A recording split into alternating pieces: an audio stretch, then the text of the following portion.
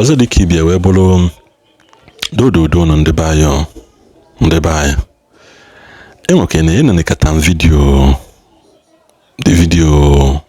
Bishop Benson mgbe mfoda video imago nene ya aghọtachara m ihe ọ na-eme wee chọwada video again wee nweta biko nụ achekene m ka nghọta ka ịkpakwa na nkata uche onye adị na ya njọ ngwa nene this video keta ya achị ịgwa m n'ọsọ si ha Bishop Benson kwu be Ifeanyi Ubah in that church.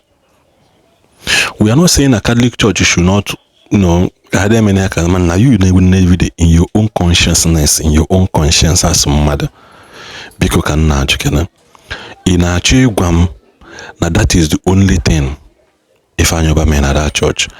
Makwayi Nekwihanwa is a bishop of Newe, but Ifeanyi Ubah and all these things we do.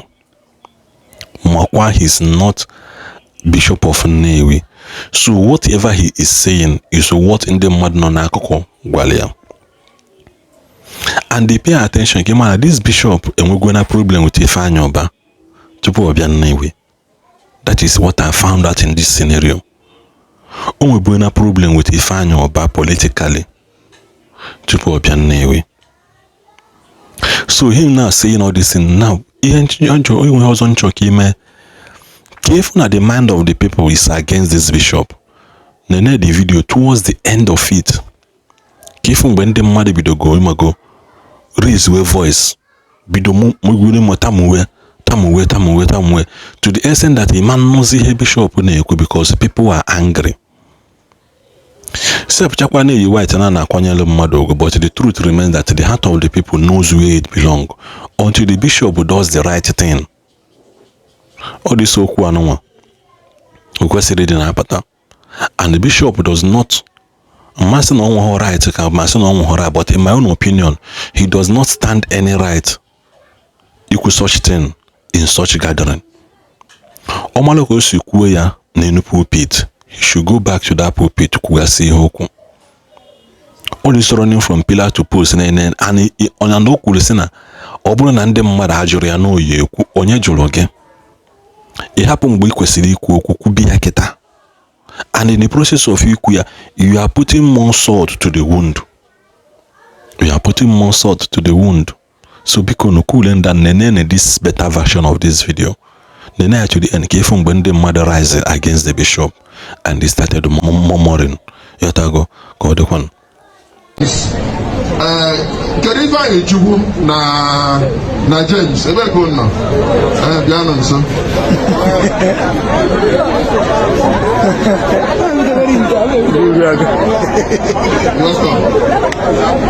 I was asị m ọ na mbịa nnọchi ebe a ọ na ụlọ ajụjụ question a ọ na-ajụjụ this question ebe a amaghị na something is basically wrong, so I expected the question o mere ọfụma maka na ndị wapụtara asịrị na gịnị asịrị na nke izizi ama m James before now ọ bụrụ mbọsị ọ dị eme akacha ka m nwara ya amaara m ya ọfụma adịna ọ gwara ihe a na-ekwu na mmadụ adịghị sweet compost ọ dịghị sweet compost. He's been to my office na parish priest o ji go parish priest report ọnụkwu ebe ọ na-ekwu ọsụna onye gba nke a tupu ụfọdụ onye nke a chukwu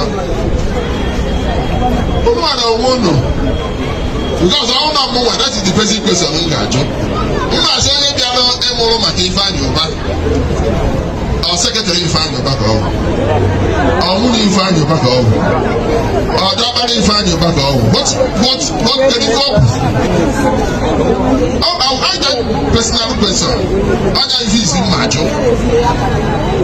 Nke ọzọ bụ why would he in the first place he gets not defended when I give a voicemail ife okwu maka Ifeanyi Ubah una anụ ya you not listen to ihe onye a na-owe okwu maka Ifeanyi Ubah enu ya ebe ọ sị na Ifeanyi Ubah the worst thing that has happened to humanity.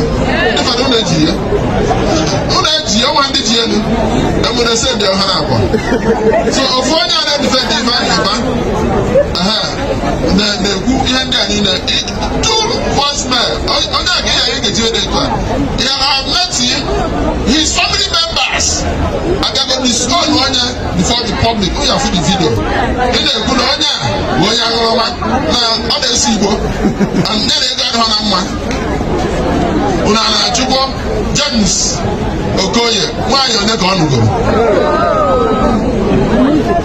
unu ama ha unu ajụrụ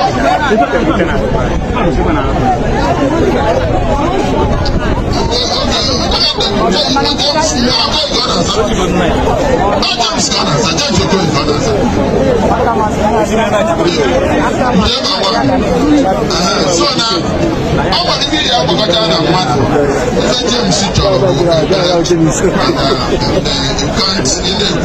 pray for him. Ọ bụ ya kpatara ndị mmanya na-asị m react ya si a gee na react Igbo niile bụ you have not seen me say anything. What I say to people, si bere ndị ekpere na arụ adịrị ya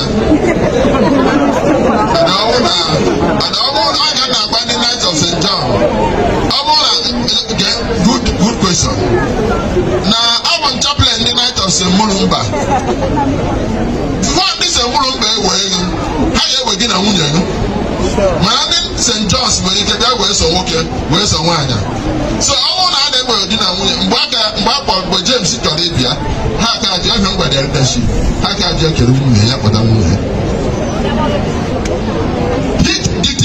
dignities na this said a na-ekwu na Ifeanyi Ubah lụrụ this cathedral and ife kpatara anyị ji agbachi nkịtị na ọ nwere family and don't want to ridicule anybody. When I came to this diocese, I was appointed 2021 November 9 when I began work to clear this cathedral. I'm going to clear this cathedral. I saw in the record of the diocese 10 years at that time, 2021. On one of the ago the na cathedral and I got a video. He asked my predecessor, how will I go to the diocese here 214 million 214 million 12 years ago. How many diocese here 214 million 12 years ago? And when I took over, when can I work because I insisted that at this cathedral my predecessor elected there, I started clearing the place.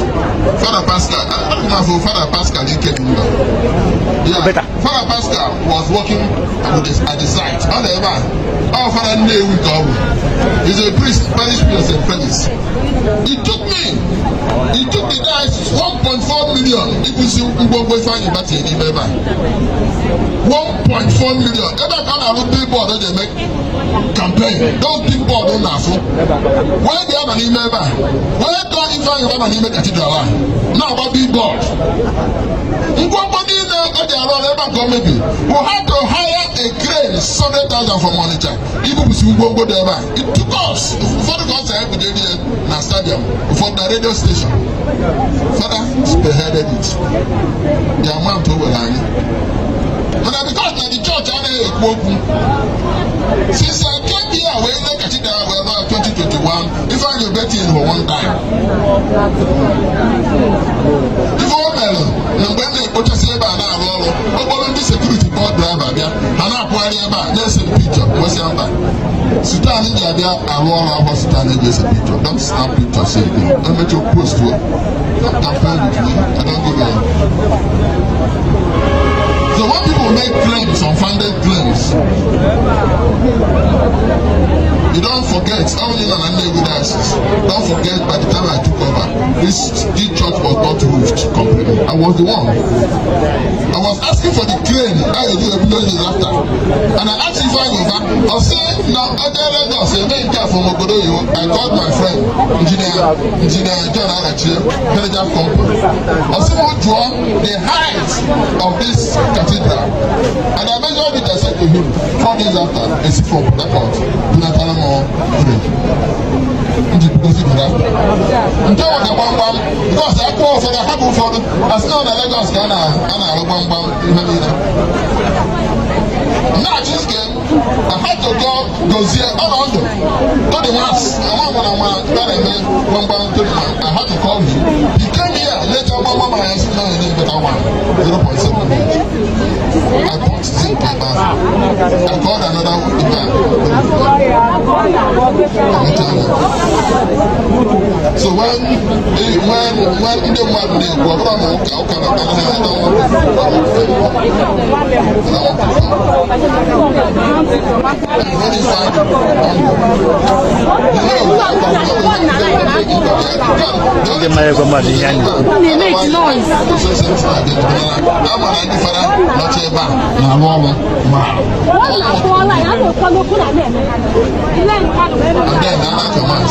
celebrate life for the living and for the dead.